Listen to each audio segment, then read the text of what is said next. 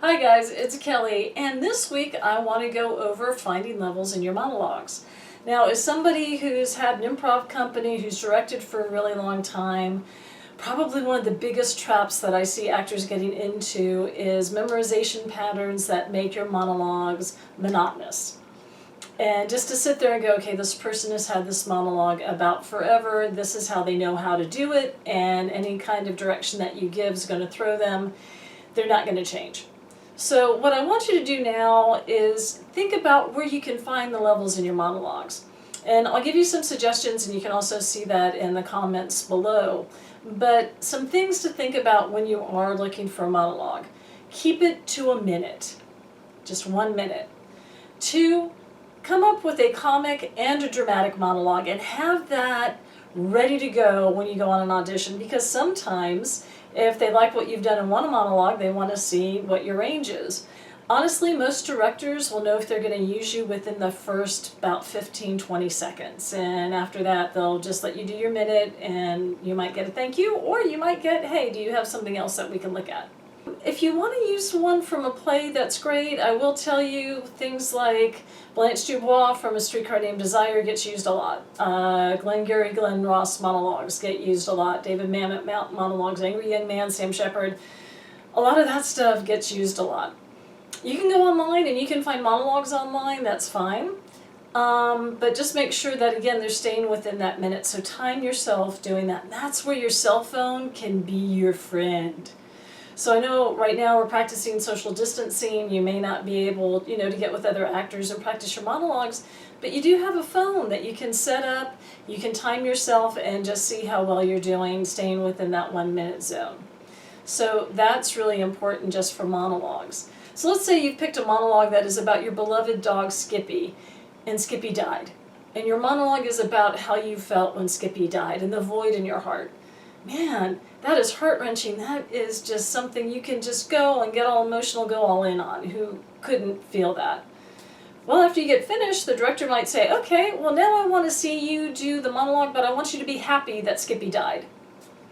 Now, some actors will push back and go, that is ridiculous direction. How could I ever be happy about Skippy dying? Well, the director's not really wanting you to do Skippy monologue happy. The director is wanting to see if you can take direction.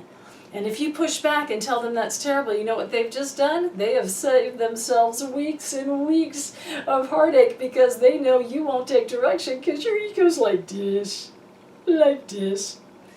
So one of the conceits in improv that we always use is yes and. So you want to say, yes, and would you like a musical number at the end about how happy I am about Skippy dying? And they'll probably laugh and go, no, that's okay. But you're all in, so you go ahead and you do it happy. And that's where your monologues can find different levels. Because even if it's something really sad, you might be remembering something funny that Skippy did that might make you laugh. Or even if you're doing a funny monologue, there might be something in there that about your mom that drove you crazy, and maybe you really miss your mom. So you're finding those levels so that it's not all, if you're angry at your husband and you're just sitting there and you're yelling at your husband, and this is the tone you use the entire time, they're going to know pretty soon. But if you're like sitting there going, I can't believe you did that. I mean, we used to love each other once, right? Right? Yeah. Okay, so again, finding those levels is really, really important. And if a director sees that you have different levels within your monologue, and you can go here, and then you can go really quiet, and then you can do that, and it's all believable, guess what? You're probably going to get a call back if that's what you can communicate. Probably some of the best advice I've ever heard about auditioning came from Bryan Cranston from Breaking Bad, who's a brilliant actor. He's so awesome. Anyway, he said, when I used to go in to do auditions and my paradigm was I have to get this job, I wasn't getting the jobs. But when I shifted my paradigm and I said, you know what? I'm just going to be faithful to the character, and I'm going to do what I think the character would do. And he said when he started doing that, that was when he started getting jobs. When he stopped worrying about, okay, is this good enough? And you're kind of seeing that in the back of somebody's head. Am I going to get the job or not? But it was just like, yeah, I'm the character. Bring it. All of a sudden people are like going, okay, who's this guy? That's awesome. So those are the things to keep in mind when you're doing your monologues, you're setting up, you're doing an audition. Another thing to remember is, what is the moment before for your character? What is the moment after for your character? You know, again, as I said in the first lesson, it's not like this claw just dropped you in the middle of the world, had you say your minute monologue, and then it's going to go pick you up and take you back to wherever. No. What ended up happening is that there was a moment before, what precipitated this monologue that you had to tell somebody, and then what happens afterwards. All right, so let's get back to finding different levels in your monologue. So what I'm going to do is set my timer for a minute, and then I'm going to yell out different emotions, and you can use this when you're practicing your monologue. You can even record a series of different emotions on your phone for a minute and play it back while you're doing your monologue. And then also use your phone, or if you have a camera, that's great. Videotape yourself doing your monologue and see when you're using these different emotions, which ones work, which ones don't, and what levels you're finding. As we're going to time a minute, and I'm going to use my phone. And what I'm going to do is you start your monologue, and I'll let you get about 10 seconds into it if your monologue's a minute. Even if you're just playing with one, if you've just found one on the internet, you found one in a playbook or monologue book, we'll go ahead and play with that right now. I'm going to go ahead and time for a minute, and then I'm going to yell out different emotions. So again, looking at it, sometimes you can't always tell just looking at a monologue and how you're pausing and things like that. This is a good way to really time that out. And you know what? It's okay to pause from time to time when you're doing your monologue. A lot of times when people are memorizing, they're going like really super fast, and they're just trying to memorize it all, and then like the director understands that's what you're doing because you're trying to remember it all. It's okay. I'd rather have you do about 45 seconds of a really good monologue and take some time to pause than to try to cram every single word in to try to get to that minute and 2 seconds. Okay? That's what's more important. So ready, set, go.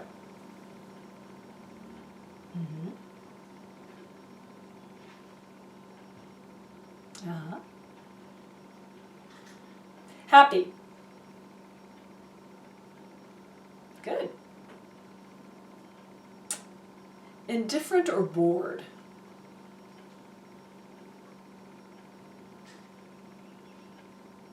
Energetic.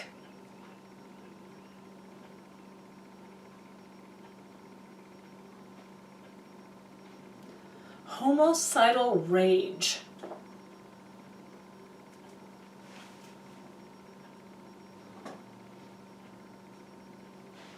Joyful.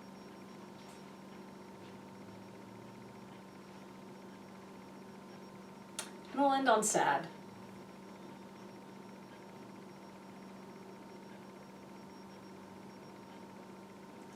And that is a minute right there. Let's try another minute with different emotions. And again, you can play with these. You don't have to just stick with these emotions. There's like hundreds, if not thousands, of emotions out there.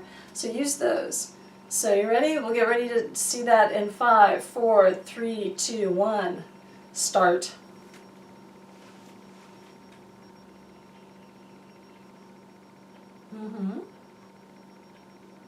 Good. Confused.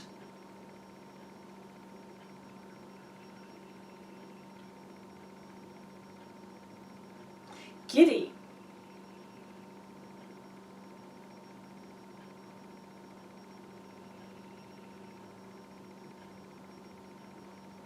Depressed.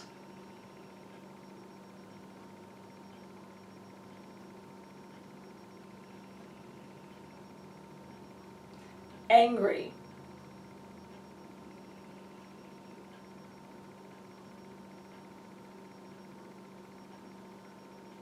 And we'll end with happy.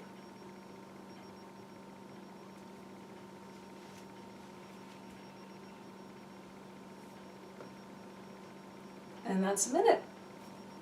Okay, so how did that feel versus the other set of emotions we did?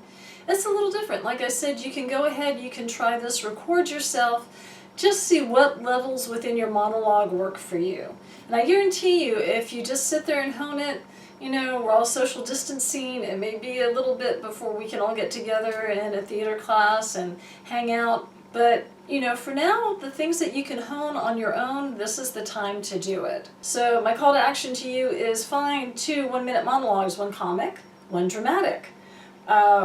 Make sure that you are keeping it under a minute is 2. 3, work it with the emotions and see what kind of levels you can get. And then 4, record yourself doing your monologues and see what seems to be working for you. I know it's sometimes difficult for us to look at ourselves back on camera. As many of these as I've done, I still struggle with that. But the more you get comfortable with seeing yourself on camera or on stage, the much easier it is going to be for you to go forward and really hone your craft. So anyway, thank you for taking this time with me.